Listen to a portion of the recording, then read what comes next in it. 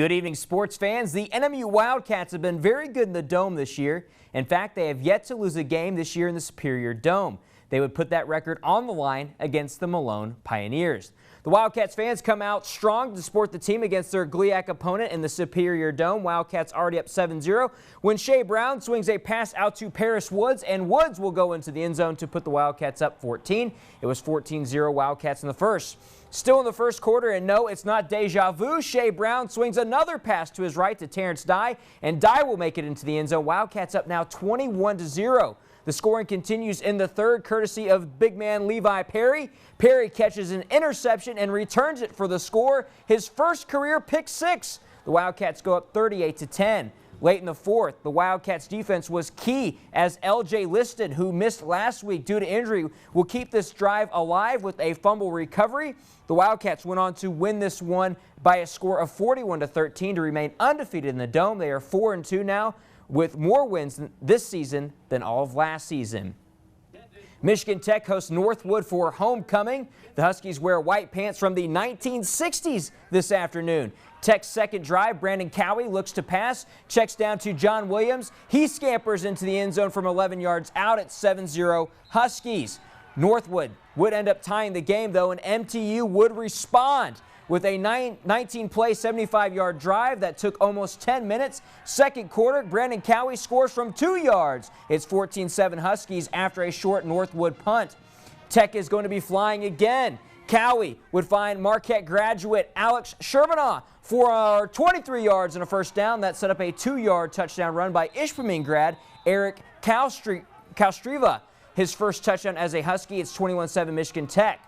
Lake Linden Hubbell's Brett Jervis intercepted a pass that set up a field goal. The 1963 and 1965 conference championship Tech football teams with coach Bill Lucer would be honored at halftime. There's the team right there. The Huskies, though, they stay undefeated with a 30-14 win over Northwood. Tech travels to Grand Valley State next weekend. And more college football scores. Finlandia's one-week winning streak, well, it stopped after they fell to Presentation College 51-21 in Hancock. And right now, Michigan State and Rutgers are duking out. It's a close one. It's 24-24, but Michigan State is in the red zone with about a minute left to play in the contest. Last week, St. Ignace received heartbreaking news when a member of their football team was in a fatal accident. Today, the team honored their fallen brother with a special tribute and a huge victory. The parents of Mitch Schneider joined the captains of the St. Ignace Saints and Ironwood Red Devils for the coin toss before today's football game in Gladstone. It was to honor Schneider, a senior of the Saints football team who was killed by a suspected drunk driver last Friday night. It didn't take long for the Saints to score, though, as Gage Kresge finds Carter Tullery for a 44-yard touchdown pass. After the two-point run, St. Ignace had an 8-0 lead. Less than 1 minute into the game, moments later, Ironwood quarterback Parker Wilson loses the ball. Mitch Peterson scoops it, and goodbye. He takes it to the house. The Saints lead 16-0, 3 minutes into the game. And now the Saints are going to score on special teams. Here's Kresge. He fields the punt. And yes, 65 yards later, he's going to be in the house. St. Ignace led 24-0 in the second. It was played on a running clock as the Saints improved to 7-0 with a 69-12 victory. Into Copper Country, Lake Linden Hubbell had a 24-20 lead over Houghton starting the second half. Blake Dupe, he's going to score from 11 yards out. The Lakes increased their lead to 32-20 after the two-point conversion. Houghton would eventually punt. And Lakes quarterback Arthur Lyons, as Miley pretends to pass and is going to take off. He's going to drag a Gremlin defender for more than 5 yards on this 25-yard run to the Houghton 13-yard line. Next play, and you know what? Give the ball to Dupe. 13 yards for the score. Gremlin scored a couple touchdowns, but it was too late as the Lakes stay undefeated, winning this contest 46-34. Another high school football scores. West Iron County rolls over Northland Pines 51-29.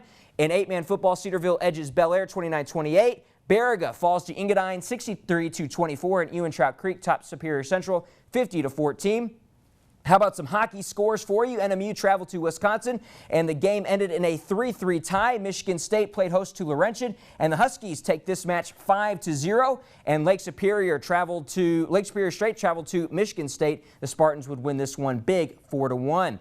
6 teams converged in Marquette for the UP Boys Soccer Championship. This is an early round match between the Escanaba Bayside Club team and the Marquette Redmen. First half of the game, Eli Pickard, Blas Leum Pickard gets the easy put away. It's 1-0 Marquette.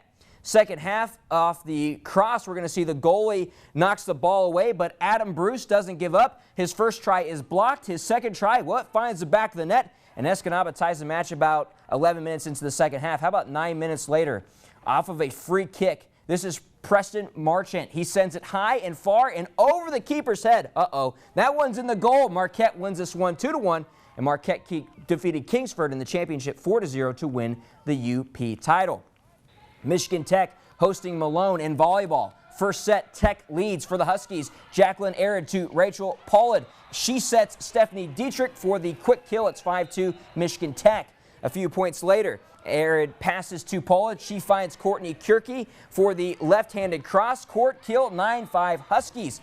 They won the first set 25-16, and hey, they swept the match in 3 sets to raise their conference overall 14-4 overall on the season.